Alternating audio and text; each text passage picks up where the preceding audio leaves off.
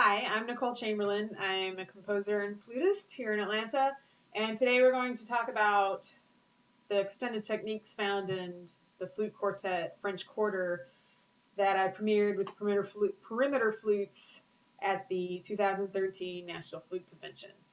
So we're going to start off right in the first movement, which has most of the extended techniques used for all four movements. So first, let's start at the vivace at measure 16, when the first flute and the second flute have the CH over the notation. And so what we're going to do is use the word ch to create a percussive effect. So using A, we're going to just go ch into our flute and use our flute as an amplifier. It helps if you smile and show some teeth. That way you're not tempted to make a fluty sound. So the end effect would be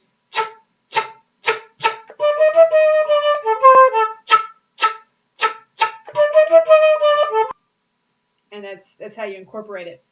Now it also happens, and it does work. And sometimes I feel like it works a little better because you have a bigger amplifier. So I have my bass flute here. I don't have an alto flute, but it's all the same. So we had good luck with it. So I'll start here at measure 18 because that's when the bass flute has it.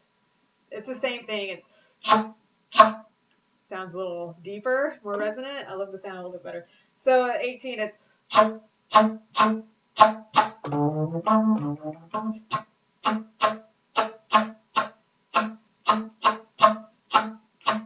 it goes on forever. You'll find the bass flute and the alto flute carry most of the extended techniques of this quartet because it can be so much fuller and louder. But it works on everything. It even works on poor piccolo, but it's not done on this particular piece. Another syllable is za, which occurs in Bourbon Street, the same movement. Measure 39 for flute 1. And so it's the same premise, except now we're going to say za instead of cha, or without vocalizing, it ends up being sa. So you really want that big push of air. So it's a slicier sound. It's slipperier. It's got more of a zing to it, definitely. So at measure 39, it'd be.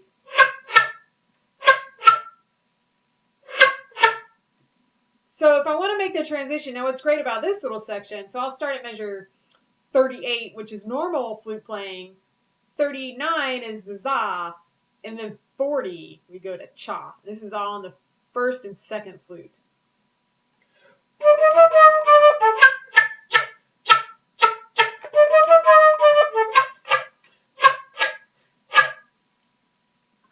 And again, in the bass flute, it's the same thing. Alto flute too as well.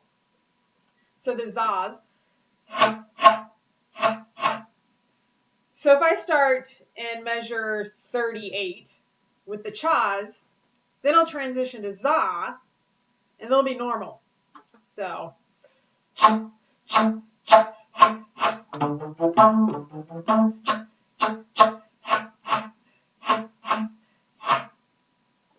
a good time. You'll be a little lightheaded.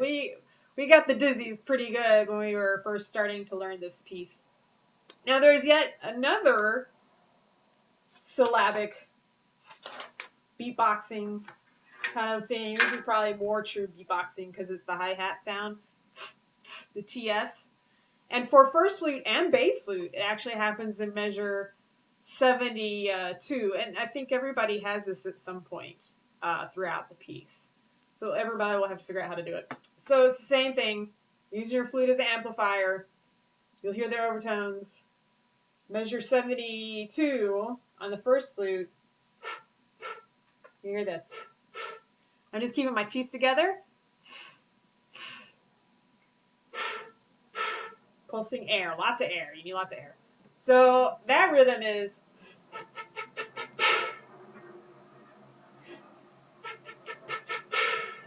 And also it's good for the bass flute.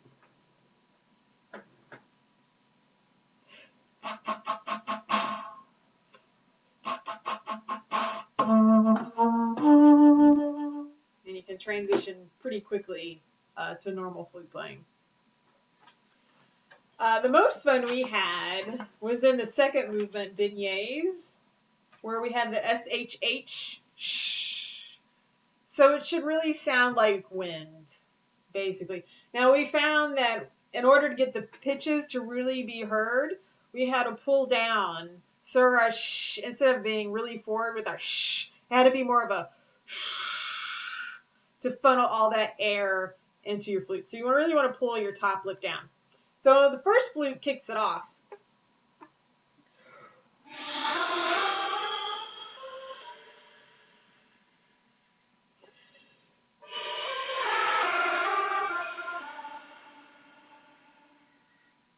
And everybody follows it. It's echoed, and it's really a good time on the bass flute. You really can get it going pretty well. So same thing.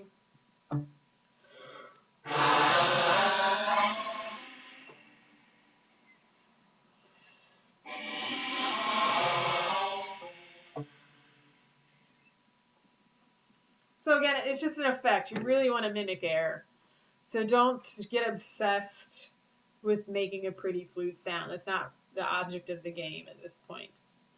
Now, the bass flute and the alto flute get to have the most fun. And there's a little part in the third section, the third movement, and the bass flute really kicks it off, the first measure of Preservation Hall. And you're really pretending to be a bass drum and a hi-hat, which is pretty much what beatboxing is after. So you have boo, which is a new sound. So you don't want to just go because they'll be really weak. You want a really percussive and aggressive start.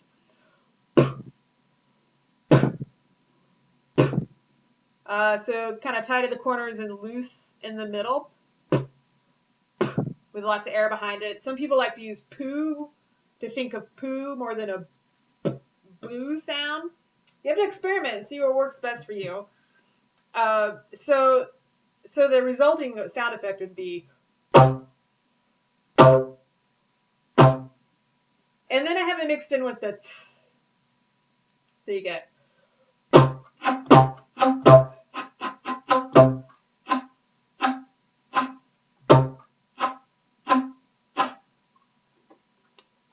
So that's a good time.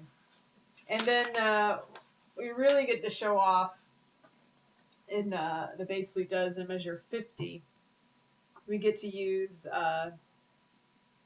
the pizzicato. And so with the pizzicato, I'm using my tongue behind my teeth to release air pressure that is built up behind that tongue.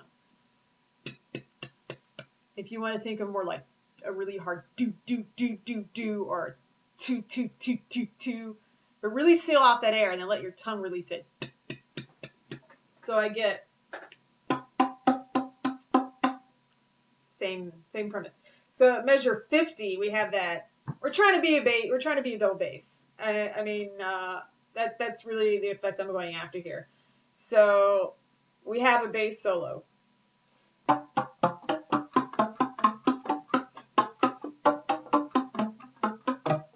Okay, I didn't have the next page up, but that's what you want to do, and then you're going to land on a za. So again, at measure 50.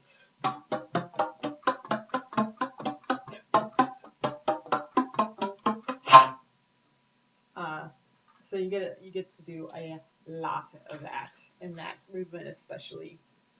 Another thing I want to point out is the piccolo. I do believe this is the piccolo here. Does get to do a little bit of zawing, and that also works. It's not going to sound as metallic as the others. There's going to be a woodzier feel to it. I mean, I guess it depends on what your piccolo is like, but it's going to be a very tiny sound. You just want to support the rest of the group and what they're doing, and just have that added texture there. All these work on piccolo too. I don't think that there's nobody else pizzicatos besides the bass flute, but it's possible to do that on piccolo if you're curious.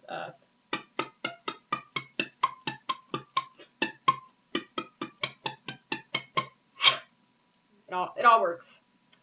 And then the last thing is jet whistle, which happens quite a bit, and it doesn't matter where. So it's just going to have the word jet whistle written over the pitch. I find the low C is the best.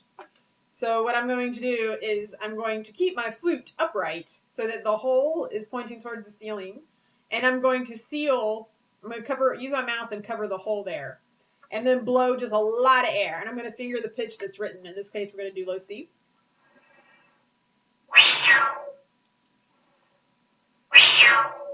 So you get a real slicing sound. It's a little more tough on alto and bass flute. Again, it's almost like you have to support just the other instruments that are doing it. And try to use it pretty sparingly because it's not as effective. I mean, it's real tough.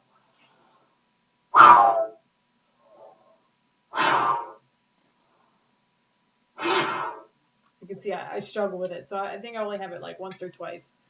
I don't even think I use it ever on piccolo. It just doesn't happen. It doesn't resonate as well because there's no the piccolo's not made out of metal. So that's it for the flute quartet. I'd love to know if you decide to perform it, and I hope you have a good time with it. We sure did have a blast with it. Thanks.